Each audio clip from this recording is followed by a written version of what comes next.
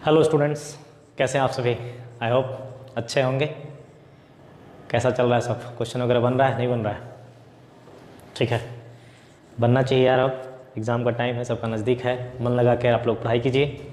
मैं दिलीप कुमार चौधरी एक बार फिर से स्वागत करता हूँ आप सभी को हम लोग का प्यारा सा यूट्यूब चैनल गढ़वा क्लासेस में। गढ़वा क्लासेस एक कोचिंग सेंटर है, गढ़वा में चलाया जा रहा है और उसी टीम के द्वारा आपको समय समय पर वीडियोज़ प्रोवाइड कराए जाते हैं।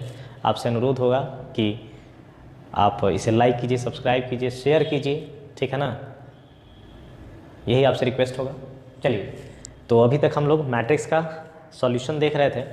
क्वेश्चन नंबर 18 तक देखे थे लास्ट क्लास में हम लोग। 18 के बाद क्वेश्चन नंबर 19 से आज शुरू करते हैं।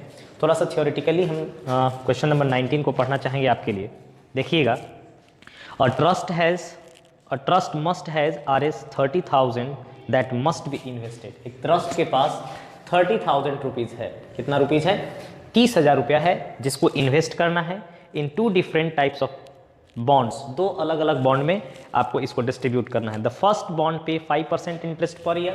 पहला जो बॉन्ड है उसमें 5% का इंटरेस्ट मिलता है और सेकेंड बॉन्ड में उसे 7% का इंटरेस्ट दिया जाता है। 7% का इंटरेस्ट मिलता है per year. Using matrix multiplication determine how to divide Rs 30,000 among the 2 type of bonds if the trust fund must obtain an annual total interest of। पहला दिया है इसका ए पार्ट, एनुअल इंटरेस्ट इसको ए पार्ट में 15,000 रुपया का होना चाहिए और बी पार्ट में एनुअल इंटरेस्ट इसे कितना होना चाहिए?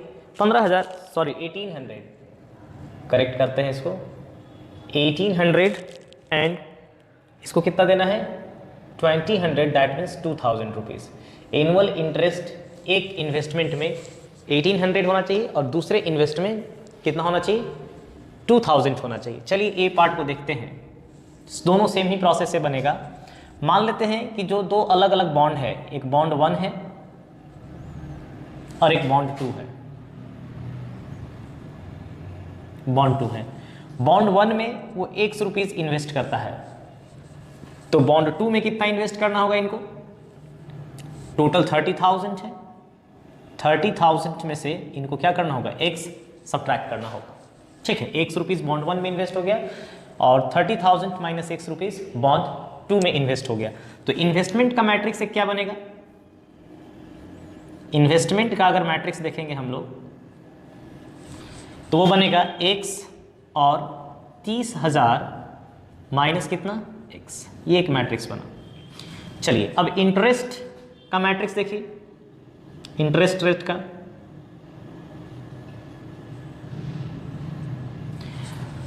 अब आपको पता है कि भैया इन्वेस्टमेंट को और इंटरेस्ट को 1 साल के लिए मल्टीप्लाई करेंगे। फॉर्मूला आप लोग पढ़े होंगे, P simple interest is equal to PRT by 100। चलिए, PRT बाई 100, R/100 को हम लोग रेट में ही ले लेते हैं। टाइम कितना दे दिया हम लोग का? 1 दे दिया है। टाइम कितना गिवन है? 1। सीधा सीधा हमको प्रिंसिपल को R/100 से मल्टीप्लाई करना है। R/100 से मल्टीप्लाई करना है। तो रो जो है मैट्रिक्स में कॉलम के साथ मल्टीप्लाई होता है। रो किससे मल्टीप्लाई होता है? कॉलम के साथ। तो अगर हमने इसका रो बनाया तो हमें क्या बनाना होगा? इंटरेस्ट के लिए कॉलम। पहले वाले पर इंटरेस्ट कितना है? 5%, तो आप लिखेंगे 5/100 और दूसरे वाले पर कितना है? 7%, तो आप क्या लिखेंगे? 7/100। ठीक है, इंटरेस्ट का रेट वाला हो गया और इन्वेस्टमेंट का हो गया। अब हम लोग को टोटल इंटरेस्ट चाहिए, इनकम कितना होना चाहिए? इनकम इज इक्वल टू, तो दोनों को क्या करना होगा? मल्टीप्लाई x और 30,000 माइनस x और 30,000 माइनस x को क्या करना होगा? मल्टीप्लाई करना होगा 5/100 से और 7/100 से। इन दोनों से क्या करना होगा? मल्टीप्लाई। और जब मल्टीप्लाई कीजिएगा तो रिजल्ट कितना अच्छा, ये कितना आना चाहिए हम लोग का? इनकम हम लोग का दिया हुआ है, मान लीजिए यहाँ पे हमने बराबर लगा दिया। फर्स्ट पार्ट के लिए इनकम कितना दिया हुआ है? 1800, 1800। मल्टीप्लाई कीजिए तो फर्स्ट रो फर्स्ट कॉलम, तो x इंटू 5/100 प्लस कितना हो जाएगा? 30,000 माइनस x इंटू 7/100, ये होगा। चलिए, 1/100 हम लोग कॉमन निकाल लेते हैं। इतना कौन कैलकुलेशन करेगा? यहाँ से कितना आएगा? 5x, यहाँ से कितना आएगा? शायद 7 3 जा 21, 4 जीरोज है, -7x, ये होगा हम लोग का। ठीक है, 7x को जब घटाएंगे आप, इधर आएगा 1800, इनको इधर लेकर के जाइए आप, 1800 फिर 20 इज इक्वल टू 21 1 2 3 4, 4 शून्य हो गए। 5x minus 7x that is -2x, -2x को लेफ्ट साइड में लाइए, दैट इज 2x, और 2x का वैल्यू कितना हो जाएगा 2,10,000 और इधर 1,80,000, सीधा सीधा 400 तो वो आएगा ही आएगा। 21 में से 18 जाएगा तो शायद 3 आएगा, 30,000। तो x का वैल्यू कितना आ गया 15,000, x का वैल्यू कितना आ गया हम लोग का 15,000, 15,000 रुपया हो गया। डिस्ट्रीब्यूट हमने कैसे किया था, एक x और एक 30,000 माइनस x। तो अगर x आ गया हमारा 15,000 रुपया, तो पहले बॉन्ड में हमने 15 इन्वेस्ट किया, तो दूसरे में भी कितना इन्वेस्ट करना होगा 15,000 इन्वेस्ट करना होगा। अब चलिए थोड़ा सा सेकेंड पार्ट को इसका देखते हैं, ठीक है ना। सेकेंड पार्ट के लिए हम लोग का ये कुछ नहीं बदलने वाला है, सिर्फ सेकेंड पार्ट में इनकम हमारा कितना हो जाएगा 2,000। जब 2,000 हो जाएगा तो यहाँ पे हम लोग लिखेंगे 20 और यहाँ पे लिखेंगे 20, ठीक है। अब जब जा करके सब्ट्रैक्ट कीजिएगा तो ये कितना आएगा हमारा 21 में से 20 जाएगा तो ये आ जाएगा शायद 1, ये कितना आएगा 1, 10,000। 10,000 का हाफ कितना होगा 5,000, कितना होगा 5,000। तो एक जगह 5,000 रुपया देना होगा और दूसरे जगह हम लोग को कितना देना होगा 25,000 रुपया, क्योंकि टोटल हमारे पास मनी इन्वेस्ट करने के लिए कितना है 30,000 रुपया। तो अगर एक जगह हम लोग 5,000 रुपीज इन्वेस्ट करते हैं तो दूसरे जगह हम लोग को कितना इन्वेस्ट करना होगा 25,000 रुपीज, टोटल 30,000। और पहले पार्ट में 15 आया था x का वैल्यू, तो एक जगह 15 तो दूसरे जगह 15। अगर 15 हम दोनों में इन्वेस्ट करेंगे तो हमको एक साल में हम लोगों को 1,800 रुपया का प्रॉफिट होगा। और अगर हम पहले वाले कंपनी में 5,000 और सेकेंड वाले कंपनी में 25,000, क्योंकि x जो है फर्स्ट वाला में है 5% वाला में, आप देख सकते हैं x लिखे 5% वाला में है। तो अगर इसमें हम 5,000 इन्वेस्ट करते हैं और इसमें 25 इन्वेस्ट करते हैं तो एक साल में हमको कितना प्रॉफिट मिलने वाला है 20,000 का प्रॉफिट, सॉरी 2,000 का प्रॉफिट हम लोग को मिलने वाला है। ये था हम लोग का क्वेश्चन नंबर 19। हम लोग बढ़ते हैं क्वेश्चन नंबर 20 की तरफ। तो देखिए क्वेश्चन नंबर 20 क्या कहता है, डेटा हमने यहाँ पे नोट डाउन किया है। कह रहा है कि the book shop of particular school has 10 dozen chemistry book, 10 dozen chemistry book है, 8 डजन फिजिक्स बुक है एंड 10 डजन इकोनॉमिक्स बुक है। Their selling prices are 80 rupees, 60 rupees and 40 rupees each respectively. Chemistry book का 80 rupees, physics book का 60 rupees and economics book का 40 rupees इनका price है। Find the total amount the book shop will receive for selling all the books using matrix algebra. Matrix algebra का use करके आपको क्या करना है कि भैया बेचने के बाद टोटल अमाउंट कितना आने वाला है हम लोगों का, ये काम हम लोगों को करना है।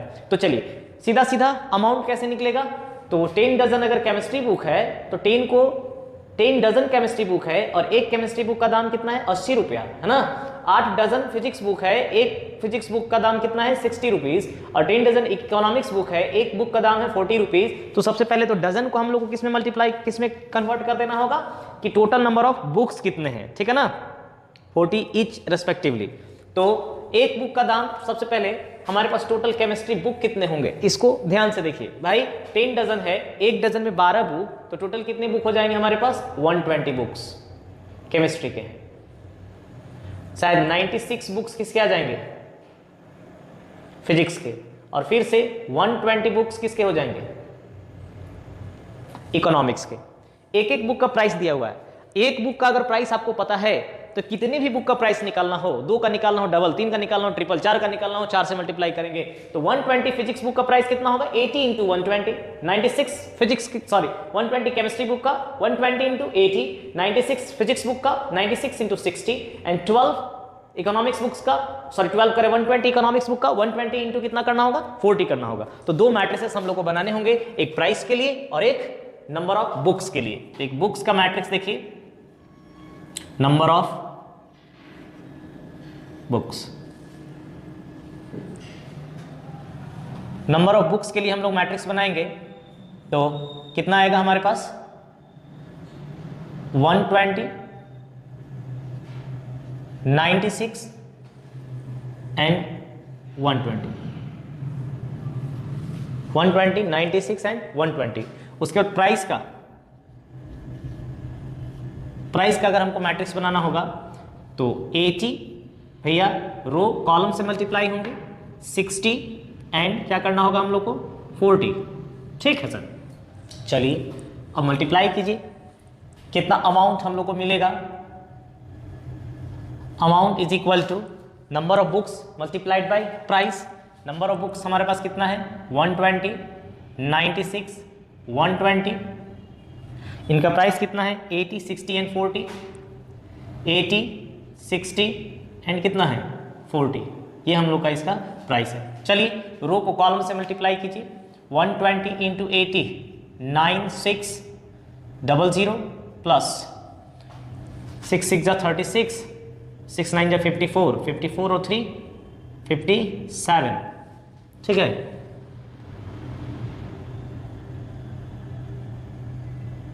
एक जीरो आ जाएगा और इसका हो जाएगा 12 4 जा 48 और कितने जीरो हो जाएंगे इसमें 2 जीरो।